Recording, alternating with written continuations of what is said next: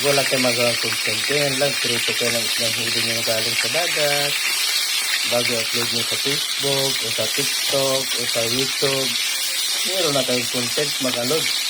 Hinat naman yung gumawa ng content. Kaya, thank you for watching. Pag-share and like naman. Pag-share and like naman dyan. Maraming salamat. Oh, sariwa-sariwa talaga yan. Huwag kayong ano dyan.